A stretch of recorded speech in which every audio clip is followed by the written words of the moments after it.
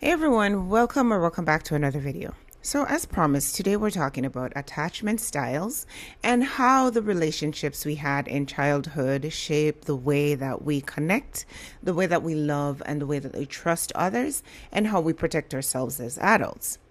So, if you've ever wondered, why do I pull away?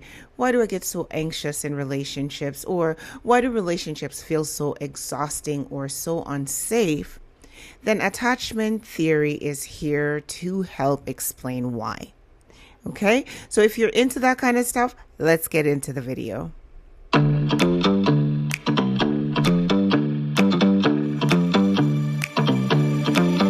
Yeah.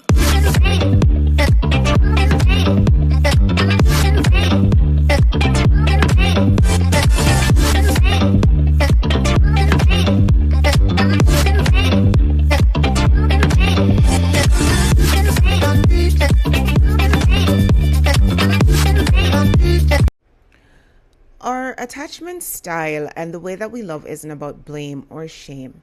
It's about understanding how our nervous system learned to survive relationships earlier on and how these patterns follow us into adulthood and how we love. So, what is attachment? Attachment theory comes from developmental psychology, and it focuses on one core question that our early child, or now our inner child, unconsciously asks: are the people I depend on safe, responsive, and reliable? Now, based on how our caregivers or the people we care about respond, whether they are emotionally, physically, and just lovingly consistent, then our brain will learn how safe closeness is, or whether or not our needs are being met, whether we are expressing our emotions well, and if that leads to comfort or harm. Now, when these experiences happen early, we form attachment styles which often carry into adult relationships, and they often look like weakness, avoidance, dependence, coldness, or neediness. So, let's talk about secure attachment. Secure attachment, because this is the baseline of, attachment styles. It starts in a safe childhood environment when caregivers are mostly consistent and emotionally responsive, and they're willing to repair their mistakes.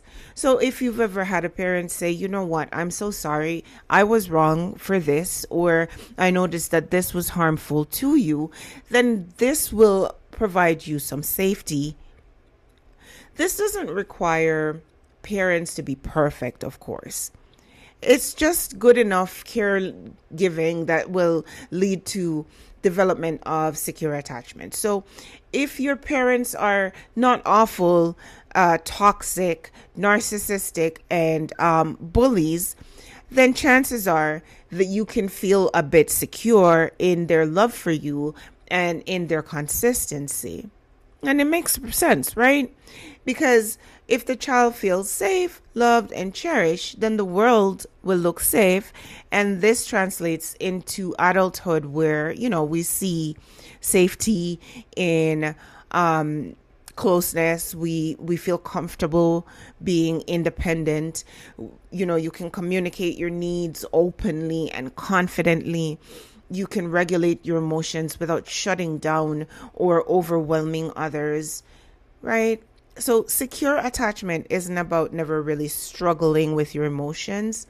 It's about feeling safe enough to work through the conflict or work through the insecurities and knowing that you are loved and you are allowed.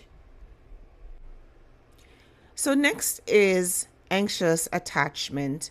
And this happens when there is childhood trauma and there is, inconsistency in the connection.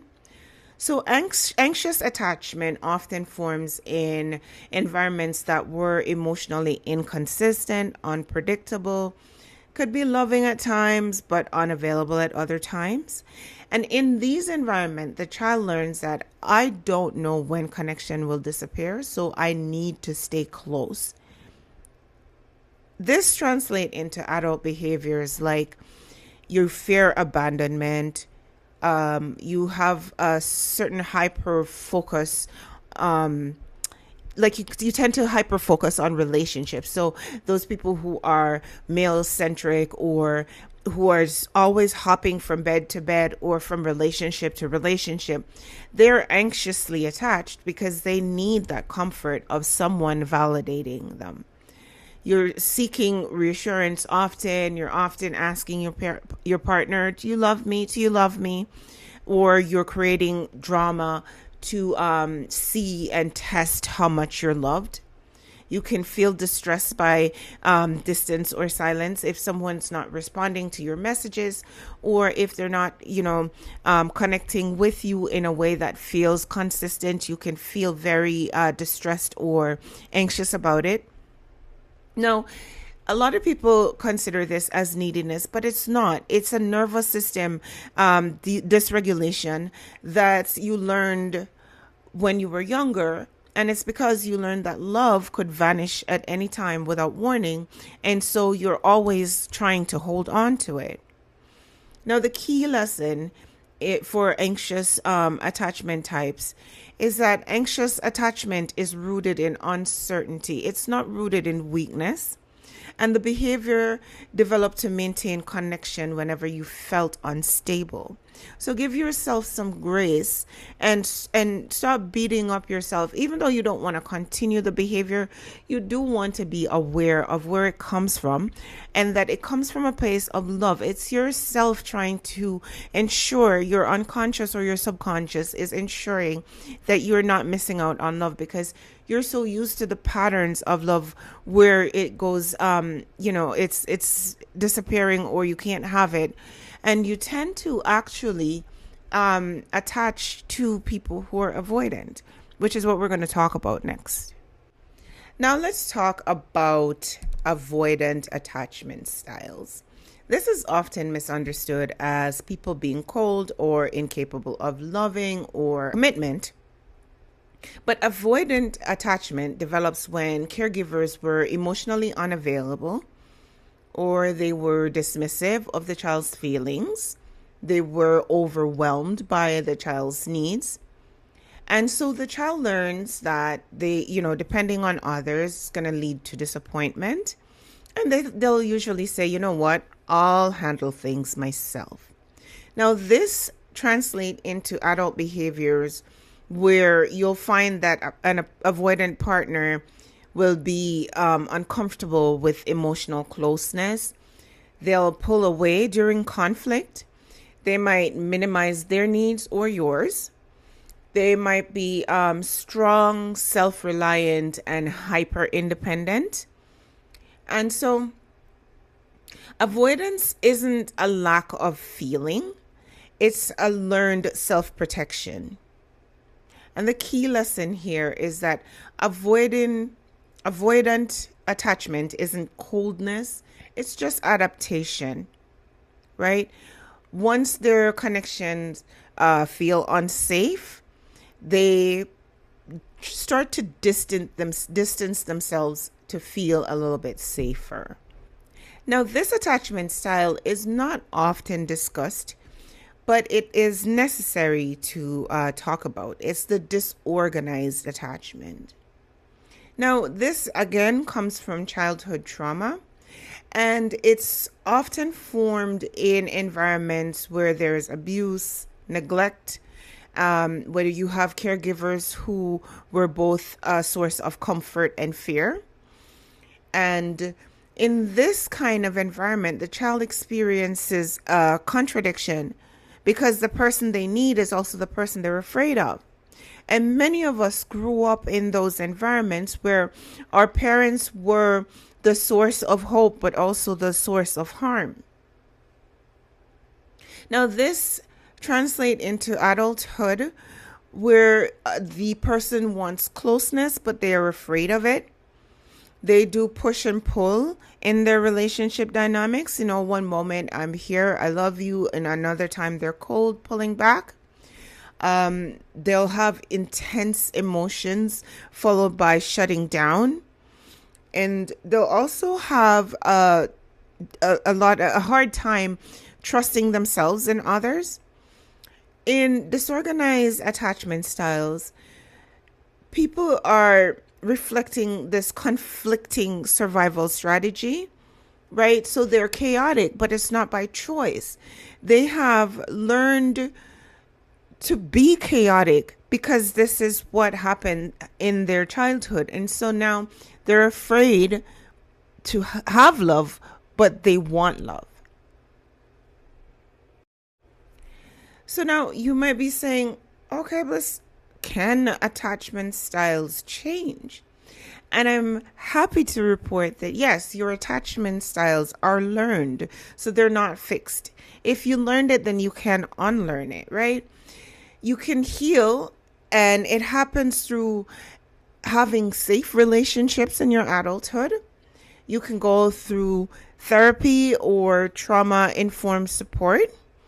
You can build emotional awareness by learning about who you are, how you attach, how you're showing up in relationships, not to judge yourself or to, pull away from relationships, but just to be able to learn who you are and how you're showing up.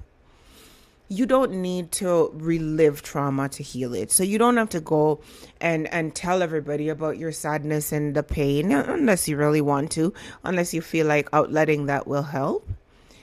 And you need, though, to find safety, whether it's in your friends, consistently loving you, or your family members, or you being compassionate and consistently loving yourself.